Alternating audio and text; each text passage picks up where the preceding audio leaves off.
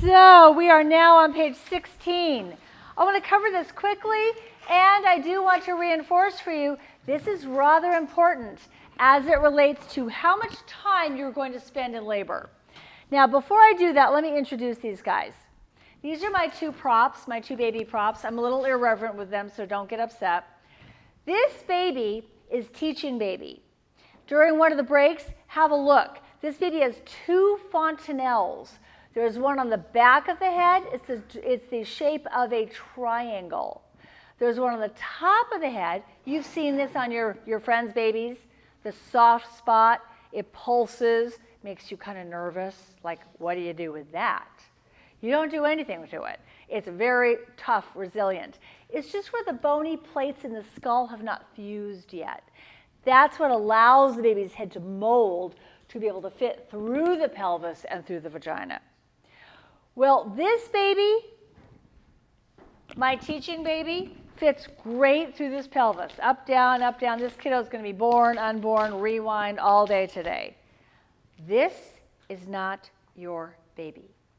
Do you see the size of that head? That's the size of a juice orange. I know, moms, that you would like this to be your baby. This is your baby. Do you see that head? That's the size of a cassava melon. Do you see this? It's all about hat size. And that takes us back to why the baby's head must be born first. Hours and hours and hours for that head to mold. Yes? Understood? Perfect. So now let's go through. The head is down. The head is in a vertex position. Now what direction is the face? Is the face coming down in the not desirable position, posterior? Or is the head coming down in the desired presentation, which is at the top of page 16? Desired presentation because this baby tucks its chin so the narrowest portion of the head is actually coming through first. It fits better through the pelvis.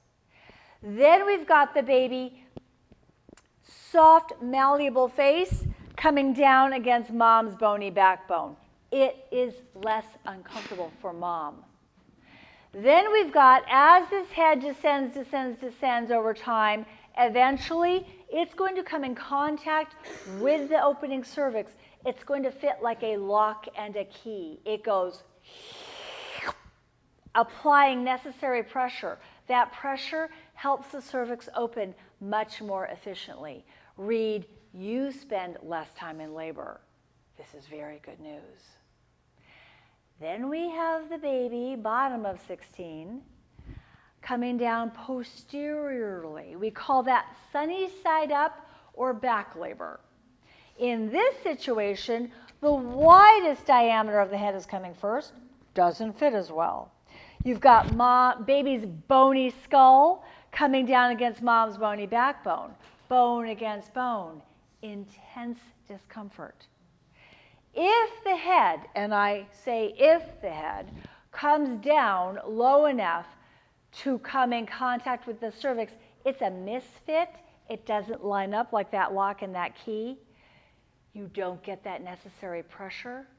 You spend many more hours in labor. Your friends that had those inordinately long labors, probably this was part of the culprit. Okay, good. So posterior versus anterior. Now, before you start to say, oh, woe is me, this is going to be a cesarean, oh no, what's going to go on? No, not necessarily. There's good news to come.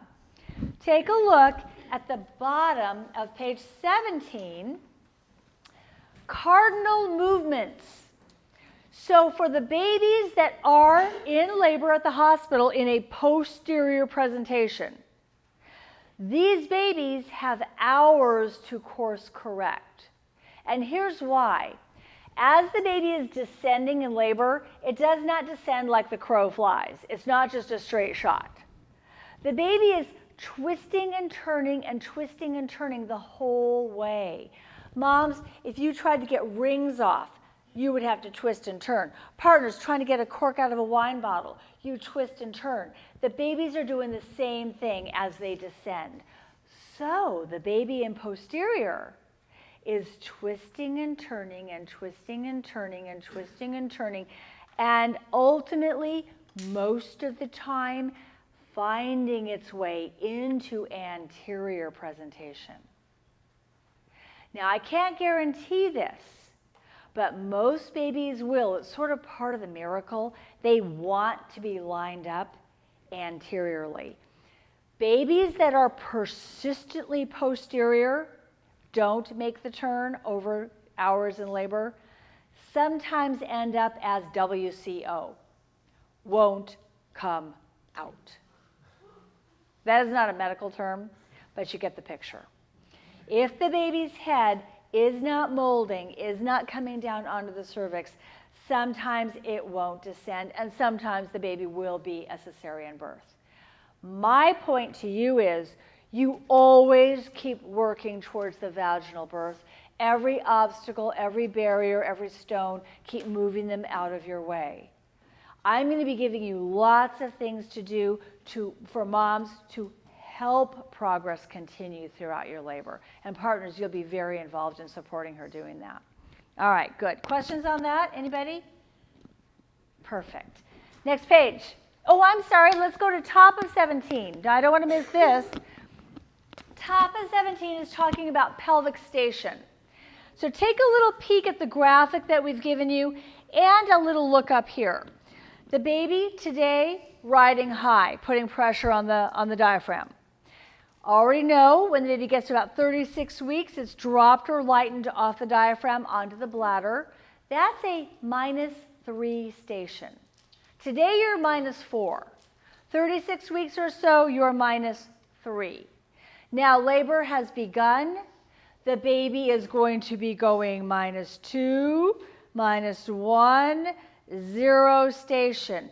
0 station, if we were to examine this mom, do a pelvic exam, we would find the head is lined up with these bony prominences.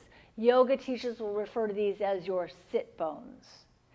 So when the head is lined up with the bony prominences, you're at 0 station or engaged. Most moms will start to push their babies out at this point.